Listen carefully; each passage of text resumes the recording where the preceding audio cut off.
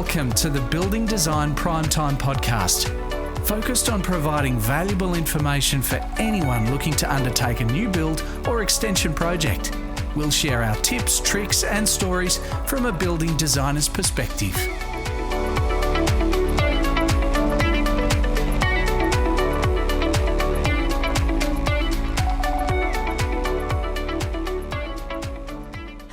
Welcome to the Building Design Primetime Podcast. I'm your host, Amelia, and once again we're joined by Frank Geskis. Hey, Amelia. Oh, look, it's a Ripper Friday. It's a Ripper Friday It before is. we head into winter. Yes. We're about to lose our daylight saving. I know, that's a little bit sad. Oh, you know it's going to get dark, cold and miserable. That's exactly right. Anyway, welcome to Tasmania. At least everyone's got the podcast to listen to. Oh, that's true. And I'm not going to say to keep you warm. So. No. So if you've been following along from last week, our previous episode, we spoke to Leanne, who was talking to us about bushfire. So I thought this week, let's do a little bit of turning of the tables and talk about flood overlays. Gee, you couldn't have much more of a contrast, can you? Exactly. Opposites attract. Or not. Not quite. No, they don't. But what's crazy sometimes, like we spoke about bushfire-prone zones, and we've been doing research, and I've seen it before, where you're in a bushfire-prone zone, but it also doubles you're in a flood-prone hazard area. Yes. That's what's called under the planning scheme. So if bushfire ain't going to get you, the flood's going to get you. Double whammy. Double whammy. Don't build there. No, it doesn't sound very ideal at all. But in Tasmania, we are very blessed with such a natural state, with lots of rivers and creeks and floodplain areas and mountains and hills and valleys and all sorts of stuff, which makes it an interesting place and great place to live as well, because you could be Launceston's in the Tamar Valley, you know, and then you go all through the coast, Central Highlands, all around Tassie, and you've got all these valleys and mountaintops people have built their houses on, in amazing places up in the Highland Lakes, down in the valleys. But when we're getting down the valleys, we get closer to all these rivers and creeks, or even flat plains, we have flooding. We do, yes. Or in Launceston's case, reclaimed land, which is the Invermay-Inveresque area, which is, I've been told, is a reclaimed swamp. It pretty much is a swamp. And I mean, you can tell because you drive along the road and there's just so much movement when a truck goes past. Oh, yeah, you're bouncing around. For you AFL fans, you may watch the footy games in Launceston at, I think it's UTAS Stadium currently. Used to be Aurora Stadium. To us locals, it's York Park. That is all reclaimed swamp. It is. Yep, and they had to go down a long way with the poles to support those buildings. I reckon. So, and that's how it is. But what's interesting, when we're looking at if you have a property in that area, you come under a specific Invermay-Inveresque flood inundation, because the federal government gave lots and lots of money to build levees to protect that area.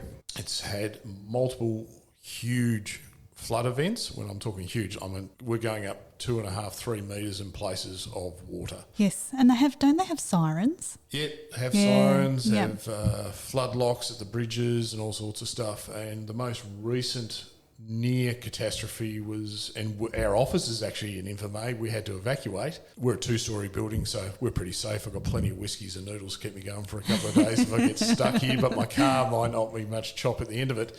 But that was only, I think, about 7 or 8 years ago, where she nearly breached the levee. It was that perfect storm, because Launceston's fed by 2 major rivers, and then the Tamar Valley, that's an estuary. So if you get a king tide, flood water coming in from both rivers, you get the worst case scenario. Perfect storm. Yeah, wow. Yeah. So the levee did work back then. It didn't breach, got very close. But we have all these protection in place. But what it's done now, the council and planning has restricted what we're allowed to build in here. So when it comes to residential, you're not allowed to build a new residence below that flood line. So you've got an existing house, you can't even extend it more than 10% of the floor area.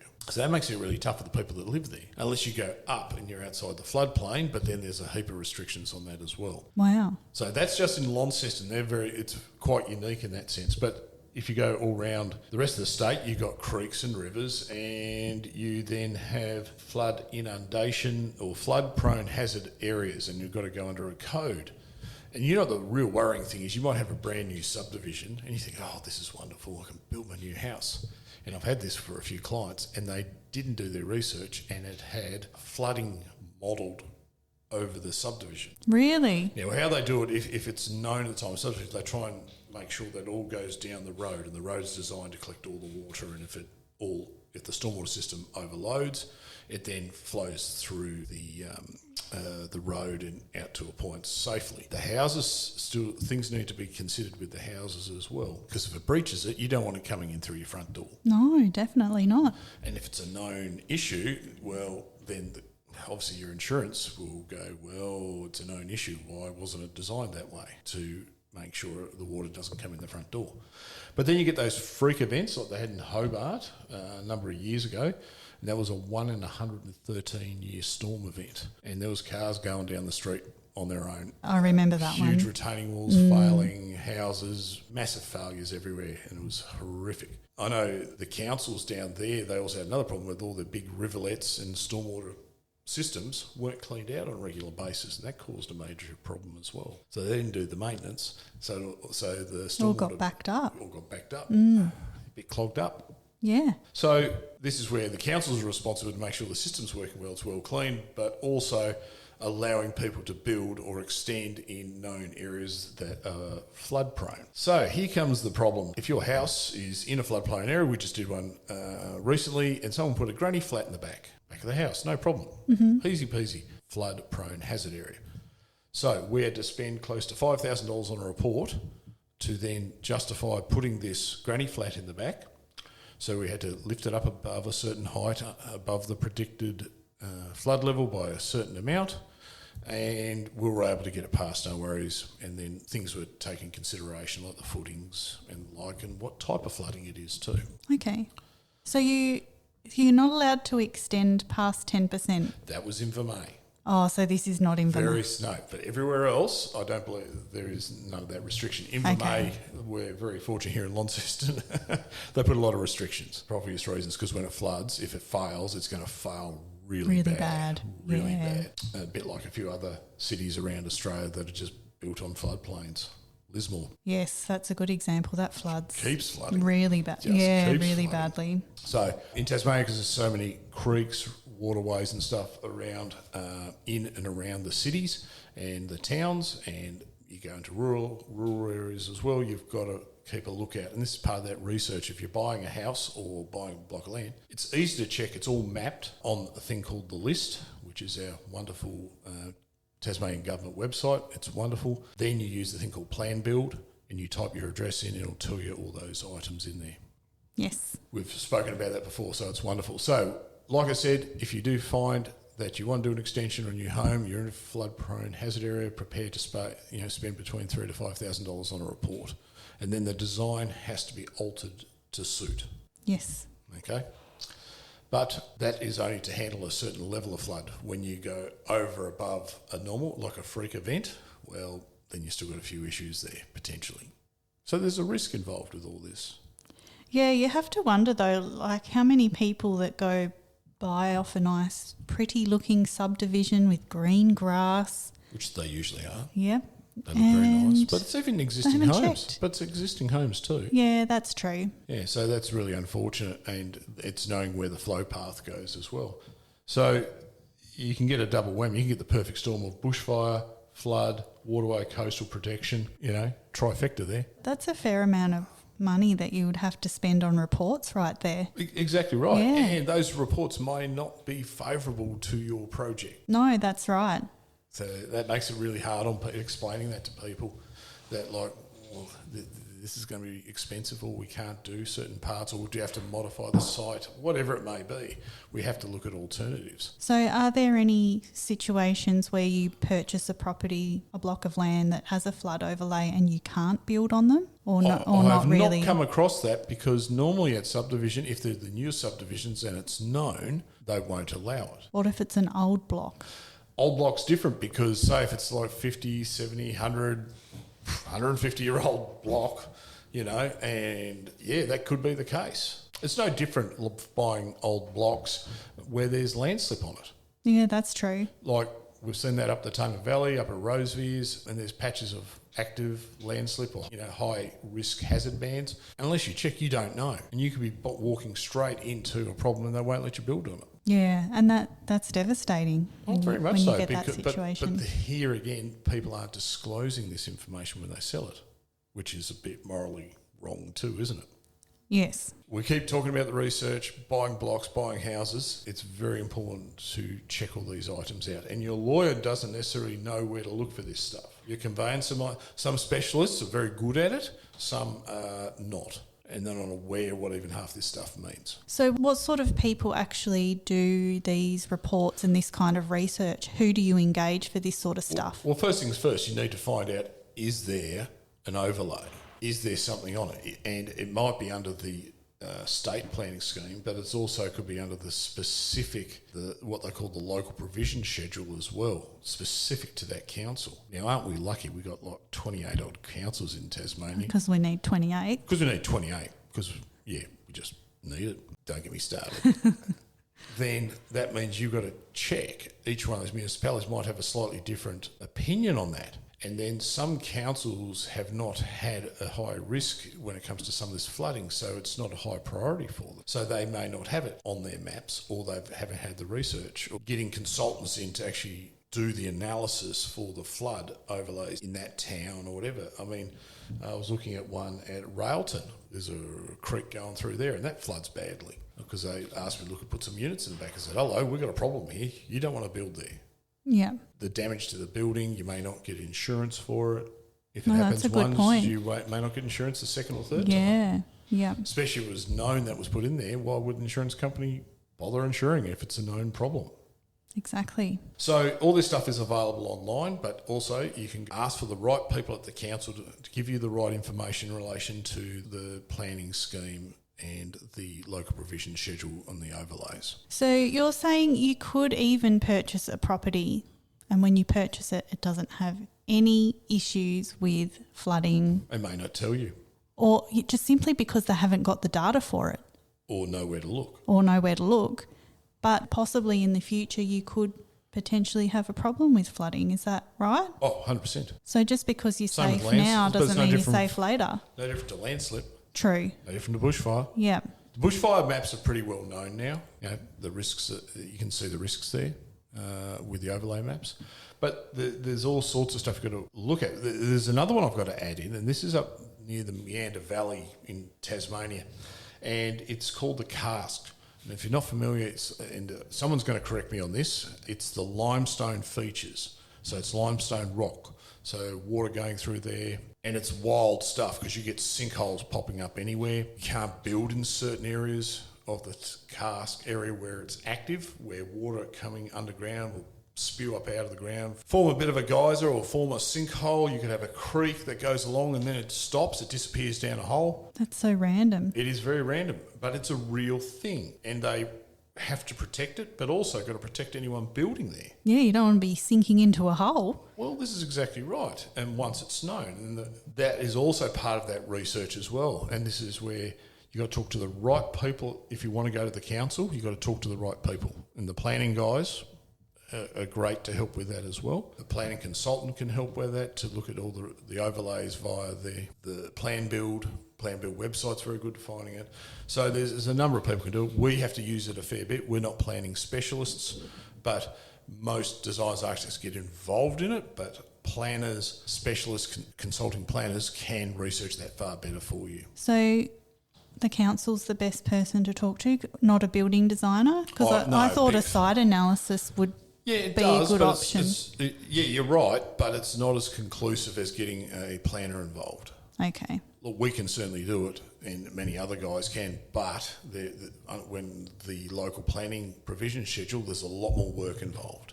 Mm-hmm. Now, and it can be done, but you might only pick up 90% of the information, whereas a planner should be able to pick up 100% of that. Okay. So what sort of increased costs would be involved in, building something on an area that's prone to flooding? If you're allowed, like I said, the last couple of reports we did range from 2,500 to 5,500, subject to what it is. And what about the construction type? So I'm guessing like you used Invermain as an example, you had to drill down. Well, no, for housing, we don't. Yeah, it gets complex with Invermain because you're sitting on, anywhere between 8 to 25 metres of sloppy porridge under there. Pretty much. And there's a crust on Invermain, and you don't go through the crust unless you're a big, heavy building and you put piles down.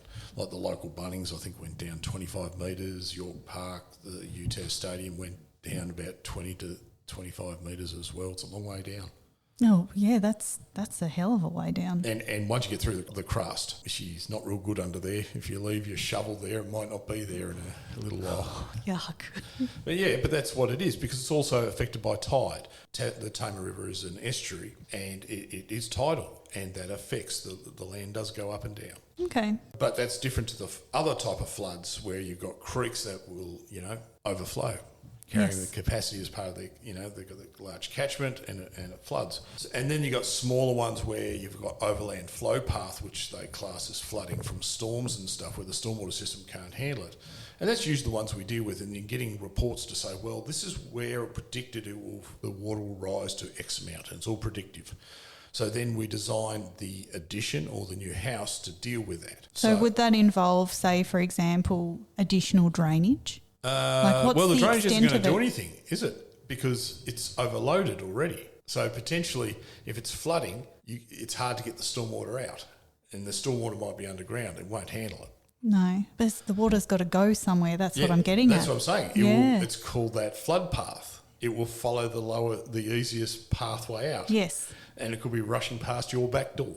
Okay. And then how you design the house, the structure around that. So I spoke about these granny flats, they were sitting on steel poles. Okay. They were always going to sit on steel poles, so it was nice and easy. I've had to do other ones which I had to do reinforced concrete block subfloor walls. Because I'll use the Meander Valley River, the South Esk River, I think it is, where that floods pretty heavily and it goes to the back of Hadsman, and we had to do it a garage, it was slightly in the floodplain. We had to build in such a way that could handle water rushing past, and not a lot, but what happens if there's a log in there or, comes crashing into the side of it? Yeah. Well, and there's debris in there from your dead sheep and cows to trees and all sorts of rubbish that gets dragged along a river when it's in flood. That's true, yeah. So these things are considered in part of that design from an engineering perspective. So we leave that to the engineers to look at that. Okay. You get some weird stuff. Yeah, I can imagine. And because when someone owns a piece of land, they don't necessarily see these restrictions. And when you go tell them, says, well, I still need to find a solution. So, well, we're going to find a solution. So that's where you use your structural engineers and your flood specialists, those specific engineers that do those reports and modelling. Okay, so what are the take-home points for anyone that isn't sure whether their house has a flood overlay on there, or they're looking to purchase a block that potentially has a flood overlay? Well, that's potentially, it's like what we say all the time. It is going through the process of looking in Tasmania, looking on the Plan Build website. That's by far the best. All the council information should be on there. Vice versa, you can talk to a planning expert, talk to the planners of the council to be able to assist you, what things to look out for. And that's probably your best bet to do that. Like I said, we do site analysis as well, but the planners will be able to get into a little bit more detail. But you've got to talk to the right people at the council. Not just the lady at the front counter who's the reception. They do a wonderful job, but it's actually the experts in that area. Mm-hmm. Again, it's making sure you know what you're buying. Yeah, and it's the same with anything, whether it's flood, fire, any of those overlays. Yeah. Fire, all sorts of crazy overlays. Yeah, you might be in the heritage area. Yeah, that's right. And that can be quite restrictive what you're allowed to build. And the Northern Midlands has that for each town because they have a lot of heritage towns. They have these heritage overlays. And you can't build something modern in certain areas. Yes. So you've got to follow the rules, and that's why you've got to know the rules before you purchase. Now, funny enough, when you've owned something for a while, the rules change, and you don't even know. Yes, and that happens. And that's tough on some people. What do you mean I can't do this? Oh, I used to be able to do it. Joe Blogs up the road's got it, and the rules have changed. Yes. That's a hard sell. It is. And sometimes that can actually work in your favour. You can go other way as well, make life a lot easier. But generally in this day and age of more and more red tape and stuff, I usually find it goes the other way. It makes it harder. All right, well, we might wrap it up there. Thanks for listening to the Building Design Primetime Podcast. Catch us later.